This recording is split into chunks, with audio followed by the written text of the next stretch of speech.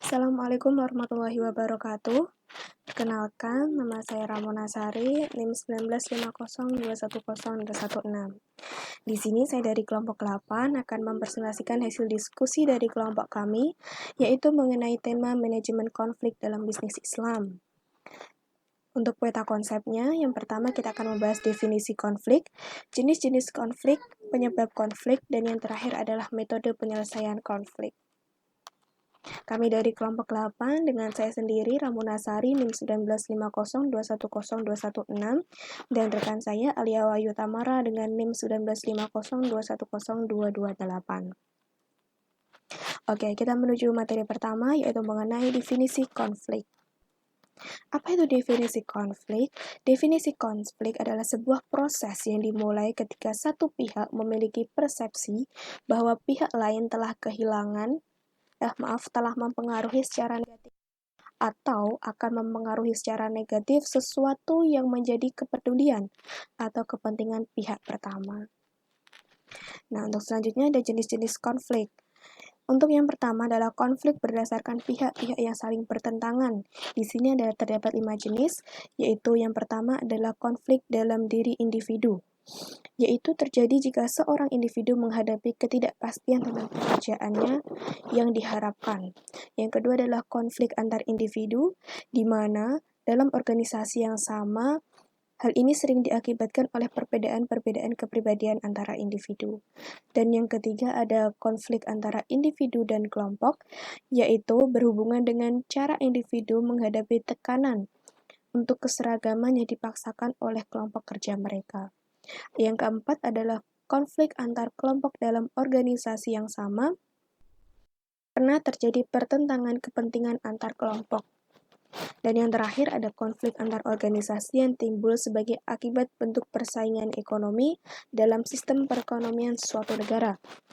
Konflik ini telah mengarahkan timbulnya pengembangan produk baru, teknologi, dan jasa, harga-harga lebih rendah, dan penggunaan sumber daya lebih efisien. Selanjutnya adalah adanya konflik berdasarkan sumber terjadinya.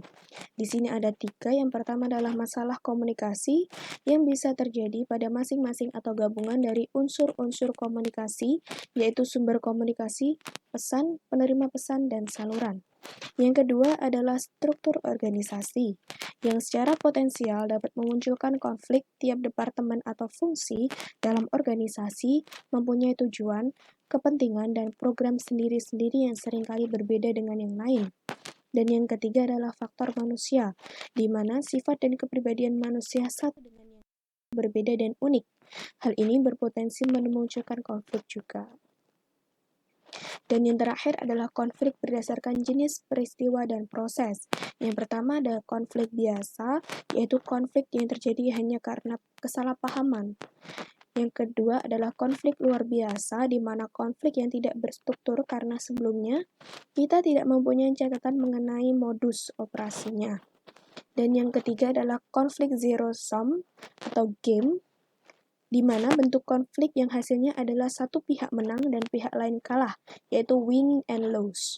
Dan yang keempat adalah konflik merusak, adalah konflik yang dari proses sampai hasilnya merusak sistem relasi sosial.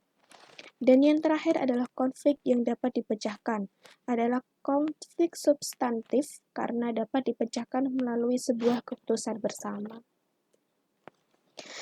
Selanjutnya adalah penyebab konflik.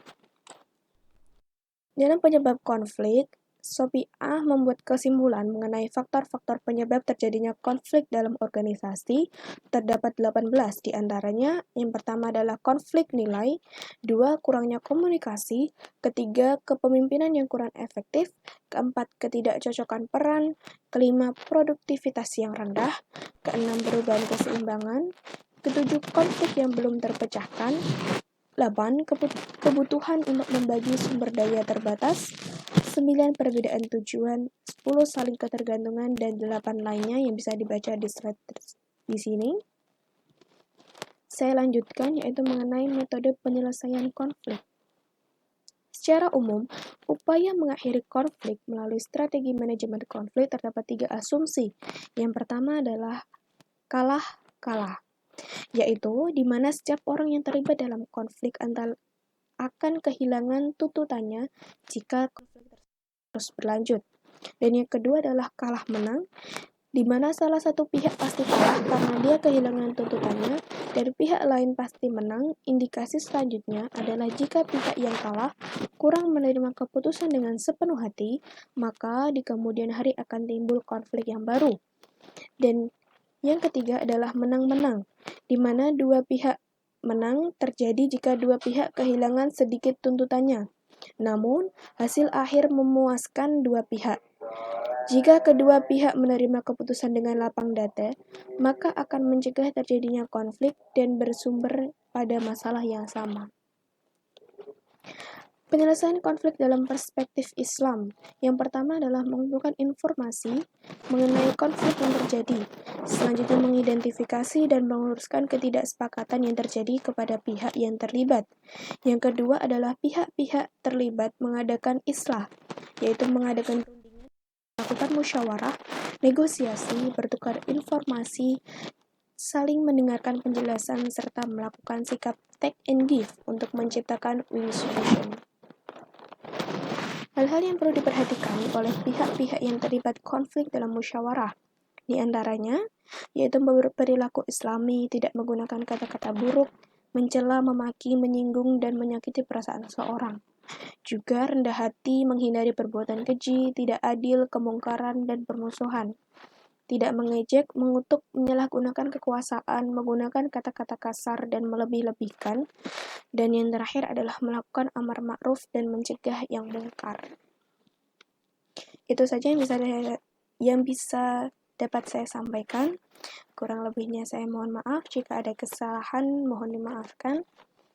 Sekian presentasi dari saya. Jika ada pertanyaan, saran, dan masukan bisa disampaikan selanjutnya. Kurang lebihnya saya mohon maaf. Wassalamualaikum warahmatullahi wabarakatuh.